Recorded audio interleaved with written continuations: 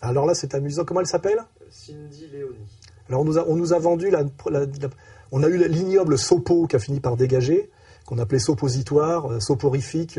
Le problème est de savoir si les passions interdisent de s'intéresser aux autres ou si les passions laissent la place au fait d'être dans une logique d'altruisme, d'être dans une logique d'ouverture aux autres.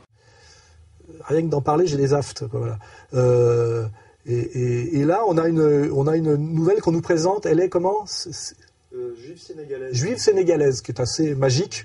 Bien sûr, ouais, enfin, bien sûr. Je pense que c'est le lobbyiste sénégalais qui s'est servi finalement d'une pauvre juive manipulée pour effectivement que les gens issus de l'immigration africaine puissent avoir le contrôle sur quelque chose qui en dernière instance les défend, qui est SOS Racisme. J'ai mis moi-même, qui vient de l'extrême gauche couillonne, comme Monsieur Rouillant, dont on parlera plus tard, des années pour savoir que Harlem Désir était en fait un juif ashkénaze alsacien qui avait été mis là par le Parti socialiste pour rouler dans la farine des mouvements légitimes au départ, on le sait, qui s'appelait au départ la Marche des Beurs, venue de la banlieue lyonnaise, je crois, de Vénissieux, et qui était d'ailleurs au départ quelque chose fait par un prêtre ouvrier, enfin quelque chose de très sain.